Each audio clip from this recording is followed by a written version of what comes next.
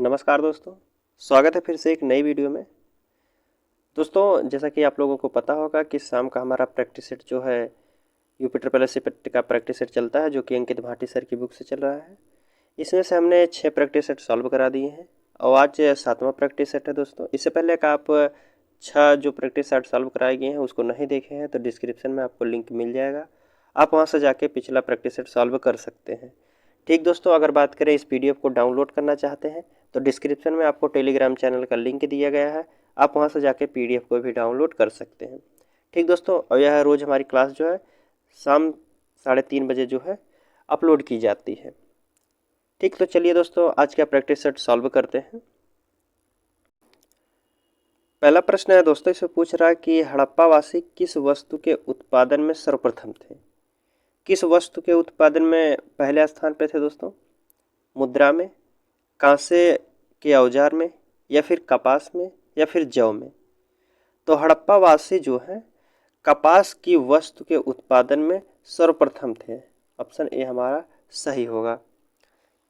अगले प्रश्न की बात करते इसमें पूछ रहा है किस वेद में प्राचीन वैदिक युग की संस्कृति के बारे में सूचना दी गई है।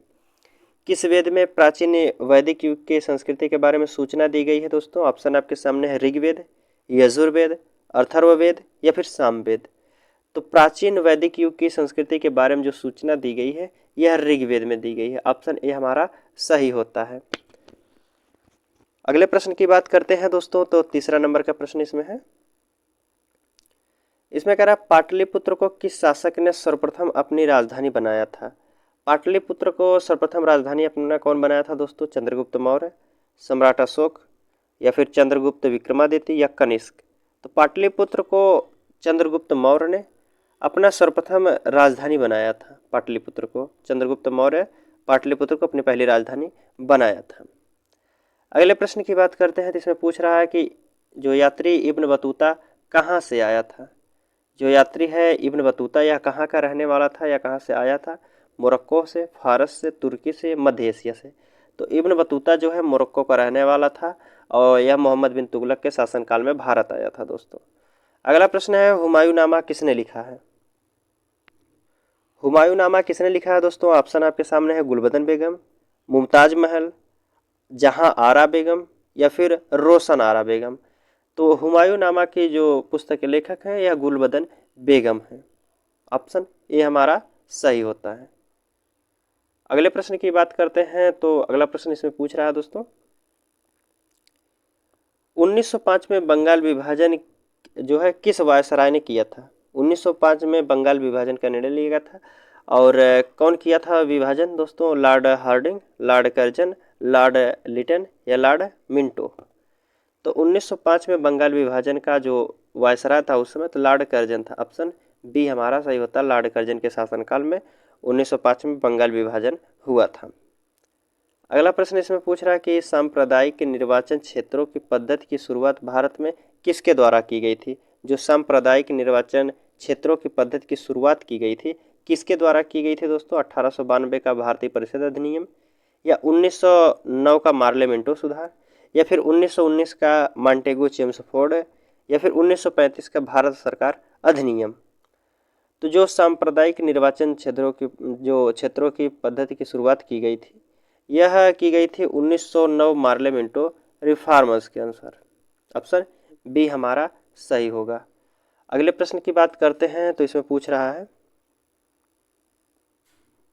निम्न में से किसने सर्वप्रथम प्रेस जो है सेंसरशिप लागू किया था।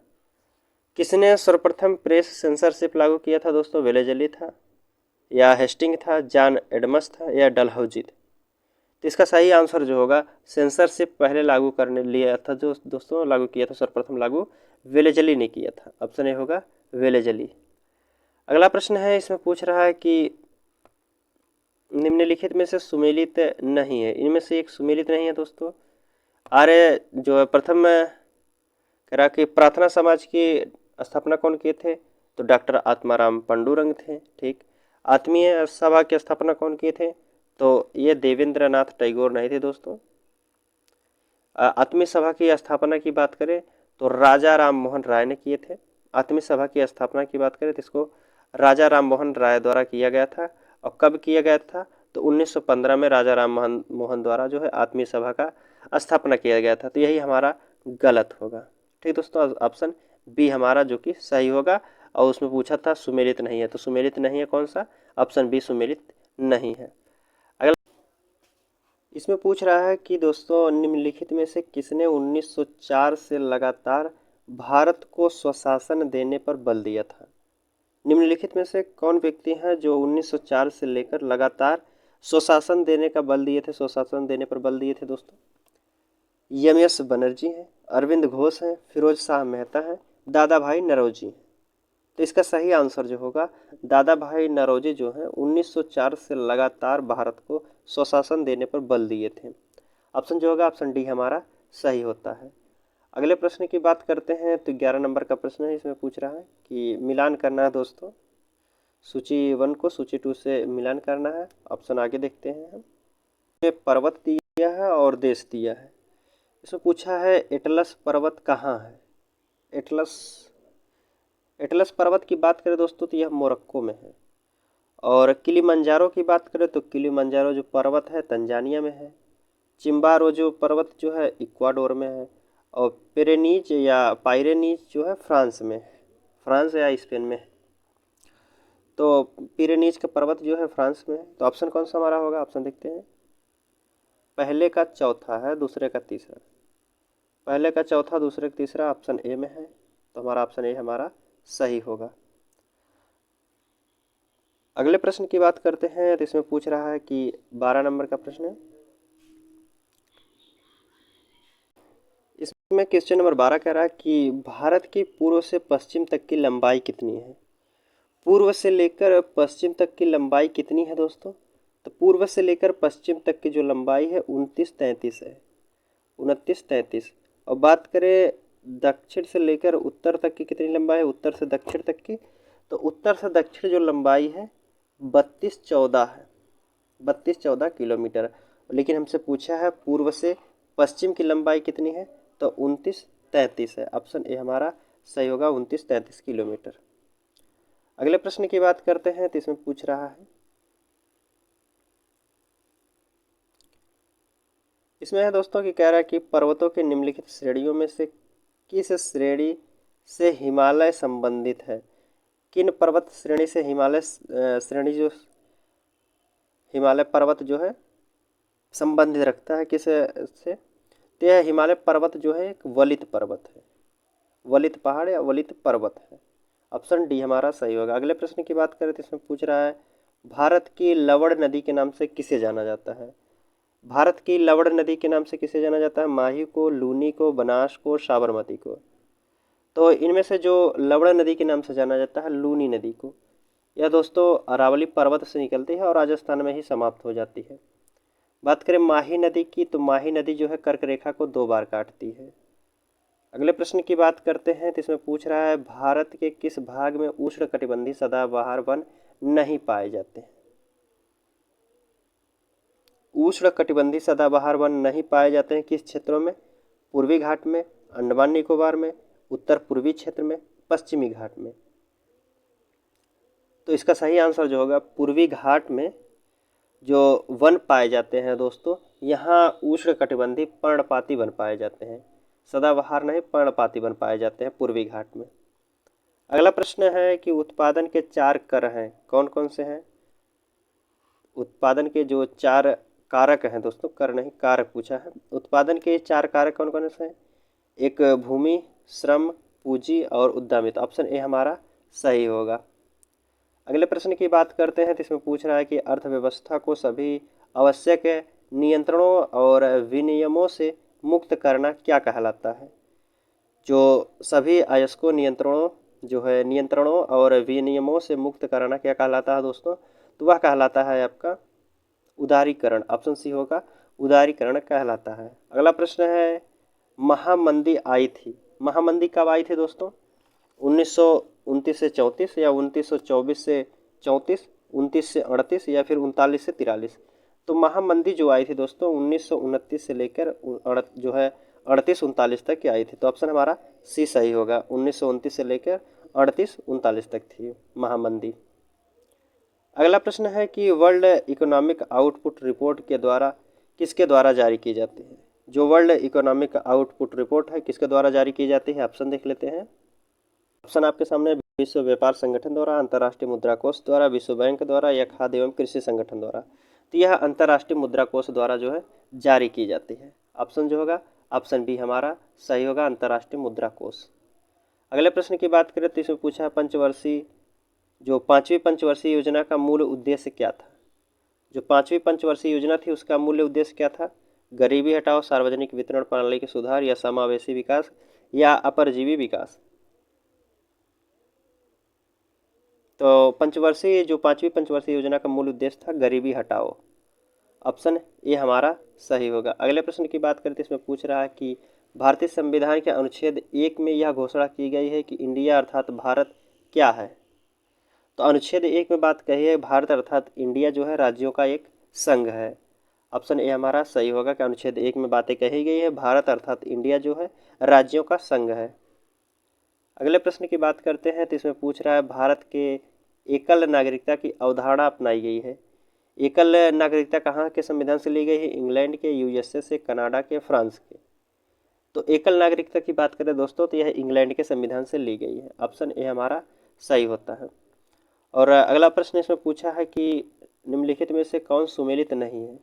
इनमें से सुमेलित नहीं है दोस्तों कौन सा अनुच्छेद। अस्पृश्यता का अंत 17 से ही है। गिरफ्तारी एवं निरोध विरुद्ध 23 नहीं है दोस्तों, यह अनुच्छेद 22 में कहा गया है इस बातों का। तो यही हमारा जो है कि गलत होगा। ठीक। और धर्म की स्वतंत्रता 25 से 28 ठीक। अल्पसंख्यक के हितों में जो संरक्षण 29-30 ये भी सही है। तो हमारा जो गलत होगा ऑप्शन बी वाला गलत है। अगला प्रश्न है कि भारत के उपराष्ट्रपति का निर्वाचन होता है। भारत के उपराष्ट्रपति का निर्वाचन किसके द्वारा होता है, संसद के दोनों सदनों द्वारा या संसद के दोनों सदनों तथा विधानसभाओं द्वारा या भारत के राष्ट्रपति द्वारा, लोकसभा के सदस्यों द्वारा। तो भारत के उपराष्ट्रपति का जो निर्वाचन होता है दोस्तों संसद के दोनों सदनों द्वारा किया जाता है उपराष्ट्रपति का निर्वाचन। अगला प्रश्न है कि जिले में प्राथमिक शिक्षा की व्यवस्था करते हैं। जो जिले में प्राथमिक शिक्षा की व्यवस्था करते हैं वो कौन करते हैं, आयुक्त करता है या फिर जिला बेसिक शिक्षा अधिकारी या जिला अधिकारी या मुख्य विकास अधिकारी। तो जिले में जो प्राथमिक शिक्षा की व्यवस्था करते हैं वह जिला बेसिक शिक्षा अधिकारी होते हैं। ऑप्शन बी हमारा सही होता है। अगला प्रश्न है रक्त दाब मापने का यंत्र क्या कहलाता है। रक्त दाब मापने का यंत्र क्या कहलाता है दोस्तों, या सिग्मा मैनोमीटर कहलाता है या टैकोमीटर या एक्टीमीटर या बैरोमीटर। तो यह कहलाता है दोस्तों जो रक्त दाब मापने का यंत्र होता है यह कहला जाता है स्फाग्मो मैनोमीटर कहा जाता है। ऑप्शन ए हमारा सही होता है। अगले प्रश्न की बात करें तो खगोलीय दूरदर्शी से बना प्रतिबिंब होता है। खगोलीय दूरदर्शी से बना प्रतिबिंब क्या होता है, काल्पनिक और छोटा होता है, काल्पनिक और बड़ा होता है, वास्तविक और छोटा होता है, वास्तविक और बड़ा होता है। तो खगोलीय दूरदर्शी से बना प्रतिबिंब जो होता है काल्पनिक होता है और बड़ा भी होता है। ऑप्शन बी हमारा सही होगा। अगले प्रश्न की बात करें तो इसमें पूछ रहा है कि परमाणु जिसमें प्रोटॉनों की संख्या समान परंतु न्यूट्रॉनों की संख्या भिन्न भिन्न हो रहती है क्या कहलाते हैं। परमाणु जिसमें जो है प्रोटॉनों की संख्या समान रहती है परंतु न्यूट्रॉनों की संख्या जो है भिन्न भिन्न रहती है क्या कहलाता है, समदाबिक कहलाता है, समावयवी कहलाता है या समन्यूट्रॉनिक कहलाता है या समस्थानिक कहलाता है। तो इसका सही आंसर जो होगा यह कहलाता है समस्थानिक। ऑप्शन जो होगा समस्थानिक, ऑप्शन डी हमारा सही होगा। अगले प्रश्न की बात करते हैं दोस्तों। इसमें है कि मानव शरीर में पाचन का अधिकांश भाग किस अंग से संपन्न होता है। जो मानव शरीर में पाचन का अधिकांश भाग किस अंग में संपन्न होता है दोस्तों, पैंक्रियाज में, बड़ी आंत में, छोटी आंत में या फिर अमाशय में। तो मानव शरीर में जो पाचन का अधिकांश भाग होता है या छोटी आंत का भाग संपन्न होता है दोस्तों। ऑप्शन सी हमारा सही होगा। इसमें पूछ रहा है 1-2 मैथ का क्वेश्चन है, आगे देखते हैं। इसमें है चिरंतन का विपरीतार्थी शब्द क्या होगा। चिरंतन का विपरीतार्थी नश्वर होता है, अनश्वर होता है, नाश होता है, अंत होता है। तो चिरंतर का विपरीतार्थी जो शब्द होता है नश्वर होता है। दोस्तों हमने क्वेश्चन अपलोड कर दिया है ऑब्जेक्टिव क्वेश्चन विलोम शब्द का, अगर आप नहीं देखे हैं तो डिस्क्रिप्शन में आपको लिंक मिल जाएगा, वहाँ से देख सकते हैं आप विलोम शब्द के लिए या विपरीतार्थी शब्द। तो चिरंतर का जो होगा नश्वर होता है। इसमें पूछा है कि निम्नलिखित में से कौन सा हवा का पर्यायवाची नहीं है। हवा का पर्यायवाची नहीं है पूछा दोस्तों, वायु, वायु भी हवा का होता है, समीर भी हवा का होता है, पवन भी हवा का होता है, सलील नहीं होता है। लेकिन सलील किसका होता है पर्यायवाची दोस्तों, आप कमेंट करके बताइए। अगला प्रश्न इसमें पूछ रहा है जीवन, जीवन जीने की इच्छा को क्या कहते हैं। जीवन जीने की इच्छा के लिए एक शब्द में क्या कहते हैं, जिजीविषा कहा जाता है, चतुरानन कहा जाता है, जीविका कहा जाता है, इनमें से कोई नहीं। तो जीवन जीने की इच्छा को कहा जाता है दोस्तों जिजीविषा। ऑप्शन ए हमारा सही होगा। अगले प्रश्न की बात करते हैं तो इसमें पूछा है जो शब्द युग्म यदा कदा के सही अर्थ युग्म का चयन कीजिए। यदा कदा का सही अर्थ क्या होगा दोस्तों, यदा मीन्स होता है जब, कदा मीन्स होता है तब। तो हमारा ऑप्शन क्या होगा, ऑप्शन ए ही सही हो जाता है, यदा कदा का जब तब आंसर सही होता है। अगले प्रश्न की बात करते हैं। इसमें कह रहा है कि अंधे को दीपक दिखाना मुहावरे का सही अर्थ क्या है। अंधे को दीपक दिखाना मुहावरे का अर्थ क्या होता है दोस्तों, अंधे का रास्ता रोशन करना, ना समझ को उपदेश देना या ना समझ को रोशनी देना, या अंधे की सहायता करना। तो अंधे को दीपक दिखाना अर्थात मुहावरे का जो अर्थ होता है दोस्तों कि ना समझ को उपदेश देना, वो समझ ही नहीं रहा आप उपदेश देते जा रहे हैं। तो ऑप्शन क्या होगा, ऑप्शन बी हमारा सही होगा, अंधे को दीपक दिखाना अर्थात जो है ना समझ को ज्ञान देना। अगले प्रश्न की बात करते हैं। इसमें है विश्व की सबसे बड़ी जो है यीशु मसीहा की प्रतिमा जो क्राइस्ट इज द प्रोजेक्ट किस देश में बनाई गई है। विश्व की सबसे बड़ी यीशु मसीहा की प्रतिमा किस देश में बनाई गई है, वियतनाम में, ब्राज़ील में, इंडोनेशिया में, भारत में। तो यीशु मसीहा की सबसे बड़ी प्रतिमा जो बनाई गई है दोस्तों यह ब्राज़ील में बनाई गई है। ऑप्शन बी हमारा सही होगा। अगले प्रश्न की बात करते हैं तो इसमें पूछ रहा है दोस्तों कि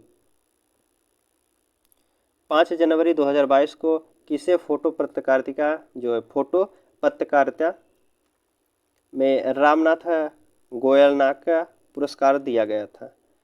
क्वेश्चन है कि 5 जनवरी 2022 को किसे फोटो पत्रकारिता में रामनाथ गोयनाका पुरस्कार दिया गया था। गोयनाका पुरस्कार दिया गया था दोस्तों, यह आपके दिया गया था जिशान ए लतीफ़ को। ऑप्शन कौन होंगे, ए जिशान ए लतीफ़। अगला प्रश्न है देश का सबसे बड़ा सौर ऊर्जा पार्क कहाँ बनाया गया है। देश का सबसे बड़ा सौर ऊर्जा पार्क बनाया जाएगा कहाँ पर दोस्तों, झारखंड में, छत्तीसगढ़, मध्य प्रदेश, गुजरात में। तो इसका सही आंसर जो होगा ऑप्शन डी गुजरात में। अगला प्रश्न बात करते हैं। इसमें पूछ रहा है कि हाल ही में भारतीय चिकित्सा अनुसंधान परिषद ICMR ने ओमिक्रॉन वेरिएंट का पता लगाने वाली पहली स्वदेशी टेस्ट किट को मंजूरी दी है, यह क्या है। ओमिक्रॉन जो वेरिएंट का पता लगाया गया है वह क्या है दोस्तों, ओमीश्योर है या रासेकिट है या माइलैब फिट है या इनमें से कोई नहीं। तो इसका सही आंसर जो होगा दोस्तों ओमीश्योर है। ऑप्शन ए हमारा होता है ओमीश्योर। अगला प्रश्न है। इसमें पूछ रहा कि हाल ही में चर्चा में रहा दरवाज़ा गैस क्रेटर, दरवाज़ा गैस क्रेटर किस देश में स्थापित किया है। दरवाज़ा गैस क्रेटर किस देश में स्थापित है दोस्तों, स्थित है किस देश में, उज्बेकिस्तान में है, कजाकिस्तान में, तुर्कमेनिस्तान में, कनाडा में। तो जो दरवाज़ा गैस क्रेटर है यह दोस्तों आपका तुर्कमेनिस्तान में स्थित है। ऑप्शन सी हमारा सही होता है। अगले प्रश्न की बात करते हैं तो इसमें पूछ रहा है कि हाल ही में कहाँ जो है कह रहा कि हाल ही में कहाँ सुशोभित जो है सुपोषित माँ अभियान के लिए दूसरे चरण की शुरुआत की गई है। कहाँ पर सुपोषित माँ अभियान की दूसरे चरण की शुरुआत की गई है दोस्तों। ऑप्शन आपके सामने है जयपुर, जैसलमेर, कोटा में। तो जो सुपोषित माँ अभियान दूसरे चरण की शुरुआत की गई है दोस्तों यह कोटा शहर से की गई है। ऑप्शन सी हमारा होगा कोटा। अगले प्रश्न की बात करते हैं तो इसमें पूछा है कि हाल में कौन सा देश FATF की ग्रेट लिस्ट में शामिल था। FATF की ग्रेट लिस्ट में शामिल था दोस्तों, कौन सा देश है, पाकिस्तान, अफगानिस्तान, मलेशिया, सिंगापुर। तो इसका सही आंसर जो होगा पाकिस्तान है। ऑप्शन ए हमारा सही होगा। अगला प्रश्न है। इसमें पूछ रहा है कि किस देश ने टोही उपग्रह प्रणाली का परीक्षण किया है? टोही उपग्रह प्रणाली का परीक्षण किया है दोस्तों, कौन सा देश है? उत्तरी कोरिया है, दक्षिण कोरिया, चीन, जापान। तो इसका सही आंसर जो होगा दोस्तों उत्तरी कोरिया है। ऑप्शन ए हमारा सही होगा, उत्तरी कोरिया। अगले प्रश्न की बात करते हैं तो इसमें पूछ रहा है कि हाल ही में प्रदीप कुमार रावत ने किस देश में भारत के राजदूत के रूप में पदभार ग्रहण किया है? जो प्रदीप कुमार रावत हैं किस देश का जो है राजदूत बन के पदभार ग्रहण किए हैं दोस्तों? रूस का, चीन का, फ्रांस का, कनाडा का। तो प्रदीप कुमार रावत जो है दोस्तों यह चीन के जो है राजदूत बने हैं। ऑप्शन सी हमारा सही होगा। अगले प्रश्न की बात करें तो इसमें पूछा है हाल ही में किस देश ने रेडियो फ्रीक्वेंसी पहचान आधारित ई पासपोर्ट की पेशकश की है? ई पासपोर्ट की पेशकश की है किसने दोस्तों? मोरक्को, इथियोपिया, भारत, रूस। तो इसका सही आंसर जो होगा दोस्तों भारत है। ई पासपोर्ट की पेशकश किया करने वाला जो है भारत है। अगला प्रश्न इसमें पूछ रहा है कि भारत पाकिस्तान के बीच की सीमा क्या कहलाती है? भारत और पाकिस्तान के बीच की सीमा क्या कहलाती है दोस्तों? रेड क्लिफ या हिंडनबर्ग, डूरंड रेखा, मैकमोहन रेखा। तो भारत और पाकिस्तान के बीच में रेड क्लिफ जो है रेखा खींची गई है। ऑप्शन ए हमारा सही होगा। और मैकमोहन की बात करें तो मैकमोहन जो है भारत और चीन के बीच में है। यह दोनों रेखा बहुत बार पूछा जाता है क्वेश्चन। इसमें पूछा है दोस्तों कौन सुमेलित नहीं है? कौन सुमेलित नहीं है दोस्तों? इसमें पूछा है पोलैंड की राजधानी जो वर्सा है, ठीक है। और जर्मनी की बर्लिन, ये भी ठीक है। स्वीडन की स्टॉकहोम, ये भी ठीक है। रोमानिया के बुडापेस्ट। रोमानिया की दोस्तों राजधानी की बात करें तो बुडापेस्ट नहीं है, यह बुखारेस्ट है। जो रोमानिया की राजधानी है बुखारेस्ट है।